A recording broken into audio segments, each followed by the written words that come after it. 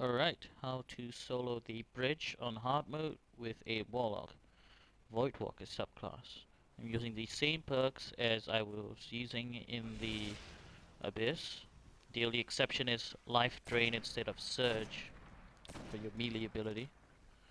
Now, I'm going to show you an example of why a Warlock needs to do the bridge gap jump differently.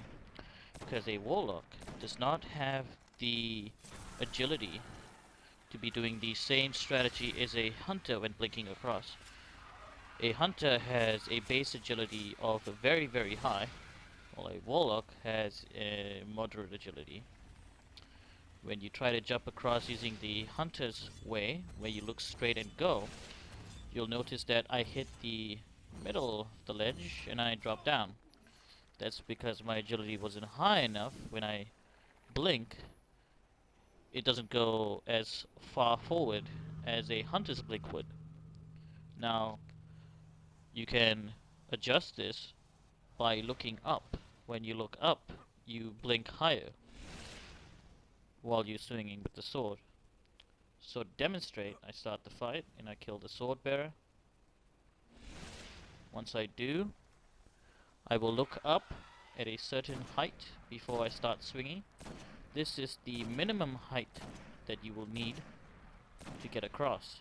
If you look higher, you will definitely get across with ample amount of space to hit the ledge.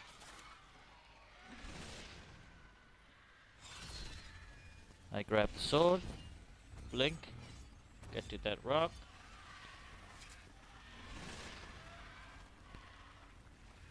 Alright, sprint, double jump, keep swinging with this minimum height, and I perfectly hit the middle.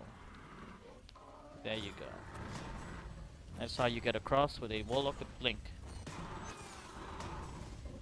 If you look higher when you blink, higher than what I was using with my height when I was looking up, if you look higher, you will definitely get across.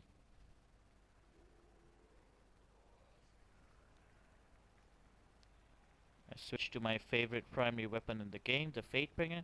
If you have one, I recommend using it. It's very useful here.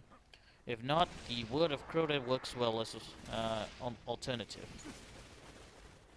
With a Warlock, because you don't have invisibility, I recommend you get all the way to the right side, the inner right side over here, and start killing things one by one.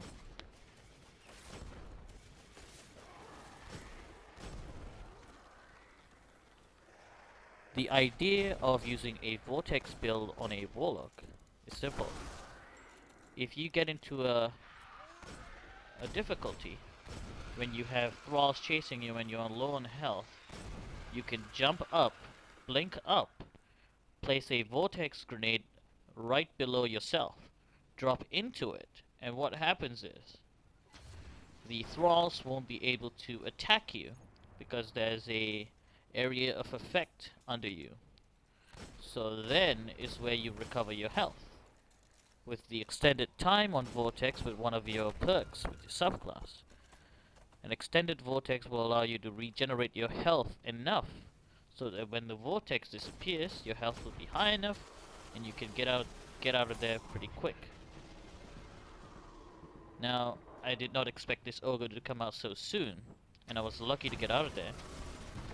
I reacted in time before he killed me, but in a normal circumstance, he wouldn't have gotten out that quickly, and you would hear him growl. That's when you know he's out.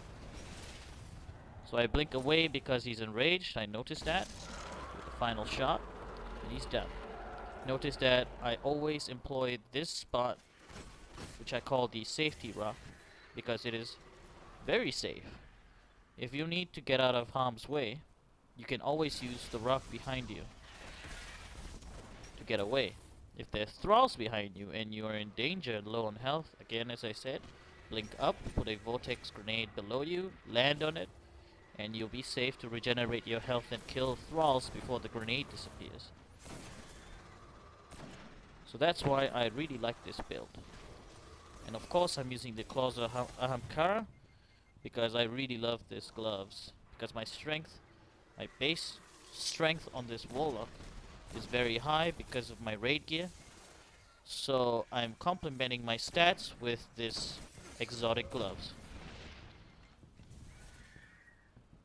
Of course, when you get to CROTA, you don't need these gloves anymore. You'll need something like Light Beyond Nemesis or Apotheosis Veil, because you'll need to heal. Wizards down. Now for the Ogre. In this encounter, the Ogre was quite troublesome, because he would hide behind the pillar a lot, and I would have to get in front to try to bait him out. That's very dangerous to do because there could be boomers in front. There is another wizard in front as well. So what I usually do is, if I want to grab ammo and there's ammo in front, I throw a vortex grenade in front of the ammo, and that way you block the movement path of the enemy AI, so that'll give you enough time to grab the ammo and blink out. So now all you have to do is shoot at the Ogre until he's dead. If you don't have a black hammer, you can always use an icebreaker. If you don't have an icebreaker, well, use any sniper that you have. Bring enough special ammo synthesis or heavy ammo synthesis. Wait until the synthesis is on off cooldown and take your time and kill the Ogre.